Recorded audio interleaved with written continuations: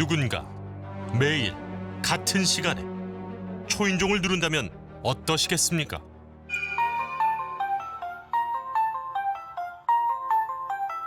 아, 하트를 날리네요, 지금? 무슨 상황입니까?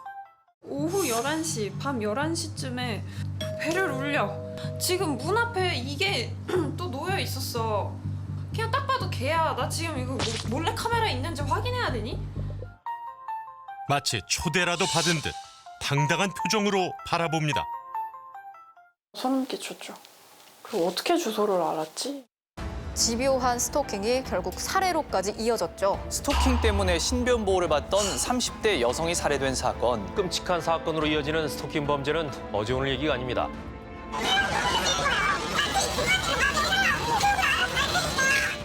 이 스토커의 가장 핵심적인 그 키워드는 집착입니다. 그러니까 상대를 갖다 인간으로 보는 것이 아니라 소유물로 본다. 예.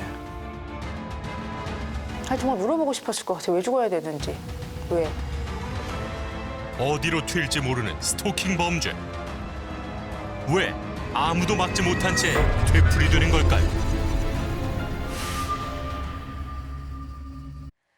데이트 폭력을 당해서 경찰의 신변 보호를 받던 30대 여성이 전 남자친구가 휘두른 흉기에 찔려 숨졌습니다. 지난달 19일 서울의 한 오피스텔에서 안타까운 사건이 일어났습니다. 도대체 무슨 일이 벌어졌던 걸까? 그날 현장에 있었던 유일한 목격자. 그는 피해자의 이웃 주민이었습니다. 아, 목격자가 있었군요.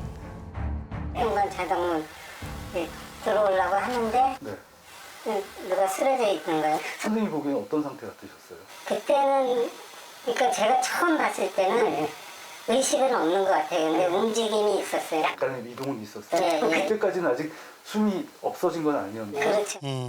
생명의 끈을 겨우 붙잡고 있었다는 피해자.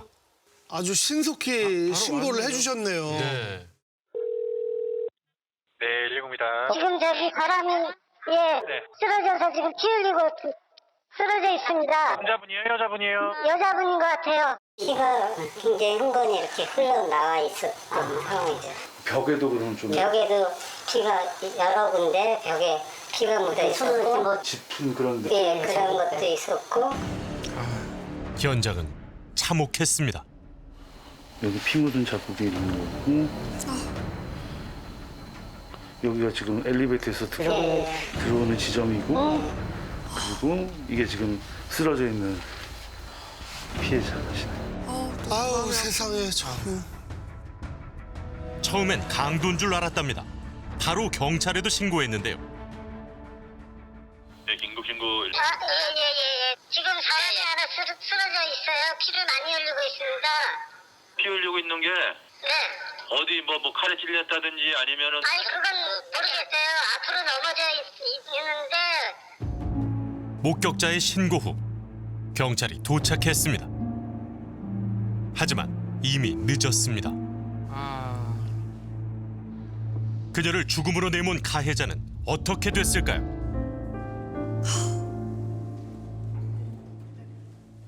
그러면 선생님 목격했을 때는 그 가해자가 어떻게 예, 도망간 상태였죠.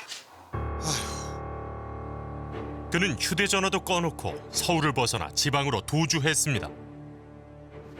가해자가 숨었던 곳을 찾아가 봤습니다. 경찰들이 예. 오셨는데 뭐 서울서 오셨다 하더라고. 예. 서울서 오셨는데 뭐 살인범 뭐 이렇게 하더라고. 저 사람이 이 사건의 가해자군요. 그런 일을 저질러 놓고 되게 여유가 있어 보여요. 엘리베이터에서 내리는 순간 양쪽에서 딱 저기 하니까 제압하니까 못 저기 하다가 뭐 엎드려 하니까는 쫙 엎드렸어. 팔 뒤로 하더라고. 팔 뒤로 이렇게 하니까 수갑 딱 치고. 남자는 잠복 중이던 경찰들에게 검거됐습니다. 무조건 잡히죠.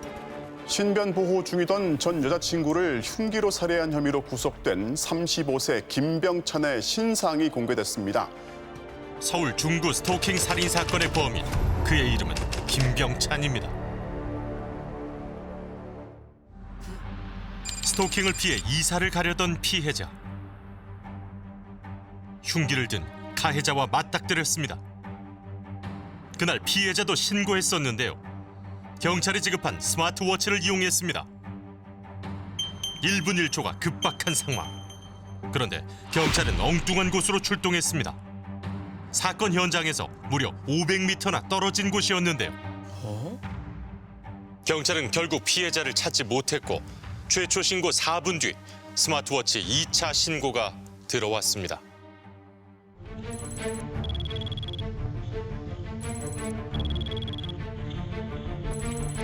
심지어 2번 신고를 했어요.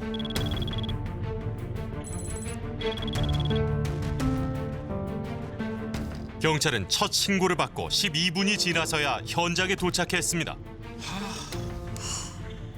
사건이 있었던 피해자의 거주지와 관할 경찰서는 고작 400m도 안 되는 거리. 가까웠는데. 경찰서에서 사건 현장까지 제작진이 직접 걸어가 봤습니다. 신호를 지키면서 걸어도 3분이 채 되지 않았는데요. 유족은 이 사건 이후 억울함을 호소하는 국민청원을 올렸습니다. 피해자가 오랜 기간 스토킹에 괴로워했고 누구보다 스마트워치를 믿었다는 겁니다. 경찰청이 바로 앞에 있어서 신이 도왔다는 말 너무 마음이 아픕니다. 긴급 상황일 때 경찰에게 보내는 구조 요청. 위치 확인이 정확하지 않다는 것에 대해 시민들은 어떻게 생각할까요? 이런 거 할 때 다 많이 정확도가 좀 어떤 거 같으세요? 정확하죠? 거의 정확해요? 네. 내비게이션, 길찾기 이런 거 다 오차범 없이 제대로 잘 되던데. 이해가 안 간다는 반응입니다. 그럼요. 다니시면서 지도 보시잖아요. 저는 길 찾느라고. 그러니까 어머니 가지고 계신 전화기에도 좀 그 길에 오차가 큰가요? 아니요, 지금 바로 찾았어요. 우리 현재 위치가 여기 연남 파출소에. 바로 여기 앞에 정확하게 한 10m도 차이 안 나네요. 그렇죠? 네, 바로 나왔어요. 네, 나오네요. 그렇죠? 사러 가 쇼핑센터 지금 가려고. 문제는 이런 일이 부산에서 또 있었다는 겁니다. 아이고. 살인 사건 스토커 가는 걸 갖다가 막 칼로 계속 찔러요. 가게에서 뛰쳐나오는 한 여성.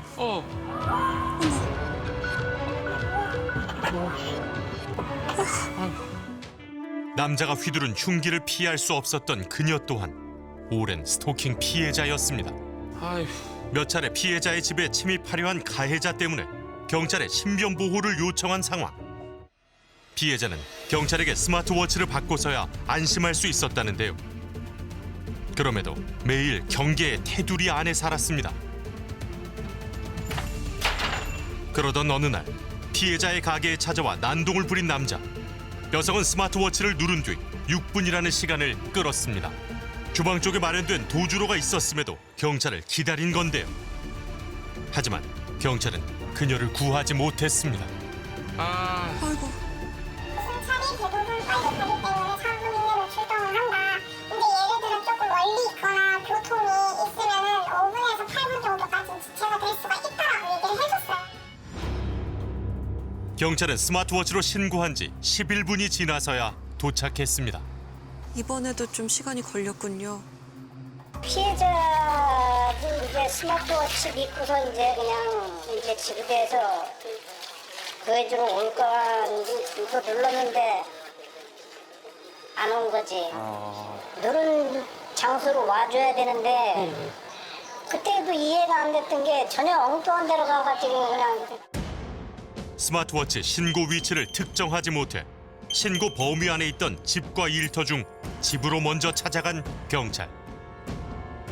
뒤늦게 가게로 이동했지만 이미 피해자는 병원으로 이송된 뒤였습니다. 그럼 여기 살인 사건은 언제 일어났단 말이에요? 뭐가 뭐 없어지고 뭐 이상해 세월이 흘렀는데 내가 들으면서도 우리 몇 년 전에 우리 골목하고 사건하고 똑같구나. 나름 다 국가 예산으로 국민 세금 갖고 했는데 아무런 실효를 못 얻었다니까. 사람이 죽어나가 버리니까 살해 사건. 그러니까요. 뭐야 이게. 2017년 부산. 그리고 2021년 서울 스토킹 살인 사건. 피해자 보호는 여전히 제자리 걸음입니다. 용기를 내서 신고도 했었고 스마트워치를 가지고 안심하기도 했었고 그것을 누르기도 했었고. 근데 도대체 스마트워치라는 거는 긴급하게 빨리 신속하게 진짜 1, 2분 내로 피해자가 약간 버티고 있는 동안에 그때 그런 의도 아니에요? 아니, 정말 물어보고 싶었을 것 같아요. 왜 죽어야 되는지. 왜? 통신 환경에 따라 달라요. 이게 전파다 보니까 전파도 이제 핸드폰도 그래요. 기계다 보니까 항상 100%는 없어요. 와이파이 같은 건 85%에다가 GPS에서 92%를 잡아내는데 나머지는 한 8%는 어쩔 수 없이 기록이 잡혀요. 결국 비교적 오차 범위가 적은 두 가지 방법과 달리 기지국 정보만 있을 경우 사실상 출동이 어려운 상황입니다.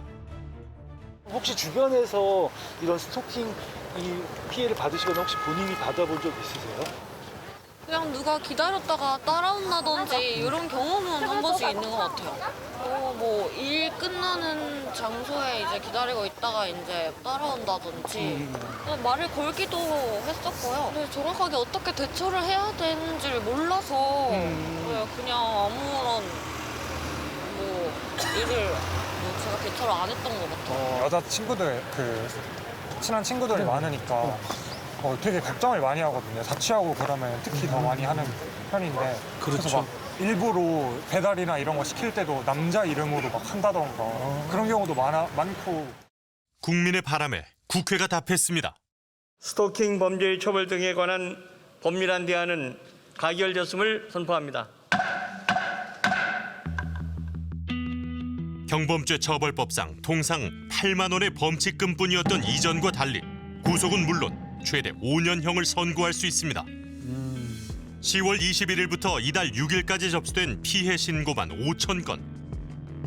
지난 한 해 신고 건수보다 높을 뿐 아니라 시행된 이후 매일 100건이 넘는 신고가 들어온 겁니다. 아니, 법 시행 이후 받은 신고가 지난 1년 동안 받은 신고보다 더 많네요. 그동안 이제 피해자들이 자신들의 피해에 대해서 뭔가 국가가 조치를 해주는 그런 상황에 상당히 목말라 있었다는 거죠. 법이 있으니까 이제 법에 근거해서 국가가 이제 나를 그리고 우리 가족을 지켜줄 것이다라는 그러한 믿음으로 신고를 했다라고 보여집니다. 툭하면 찾아온답니다. 누구예요? 불청객 때문에 CCTV까지 설치할 줄은 몰랐다는데요. 바로 이 사람 때문이랍니다. 뭘 자꾸 두고 가고. 오후 11시, 밤 11시쯤에 배를 울려. 지금 문 앞에 이게 또 놓여 있었어. 그냥 딱 봐도 걔야. 나 지금 이거 몰래 카메라 있는지 확인해야 되니? 오랜 스토킹 피해를 호소한 그녀는 110만 명의 구독자를 보유한 BJ 릴카. 릴카 씨네요. 릴카 씨 유명하시죠. 부탁하지도 않은 선물을 두고 가는가 하면 자정이 넘는 시간에 배를 누르고 CCTV를 보고도 도망가질 않네요. 단순히 극성 팬이라고 하기에는 좀 심한데요. 집 앞 물건을 뒤져보기도 합니다. 이 이야기를 카메라 앞에서 하기까지 오랜 고민이 필요했답니다. 아유, 스토커 때문에 스트레스를 정말 많이 받았나 봐요. 충분히 이해됩니다. 정말 불쾌하죠. 문 앞까지 계속 오는 거니까. 계속 한 달에 한두 번 뭐 이런 식으로 선물 놓고 가고, 예를 들면 제가 방송에서 아프다고 하면 약을 놓고 가고, 이거는 진짜 소름 끼치고 범죄다, 뭐 공포를 주는 거고 예의가 아니고 뭐 이런 식으로 얘기하고 역시나 또 하더라고요. 저 올 게 아무것도 없는데. 불안한가 봐요. 그런가? 잠시만요. 스토커 맞아.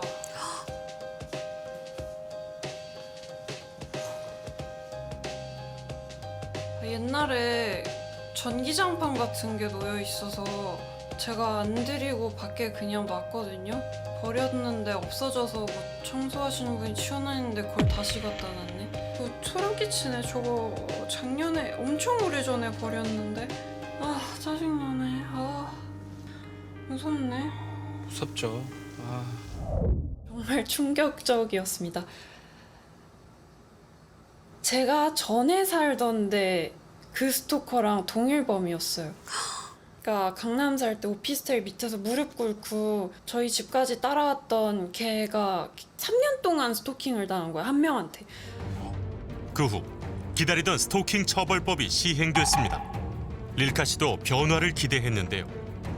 하지만 오토바이로 밖에서 쫓아오면서 아닌 척 길을 묻는다던가 그러면서 길 물으면서 힐끔힐끔 보면서 웃었거든요. 아이고 세상에. 멈추기는커녕 점점 더 선을 넘는 스토커.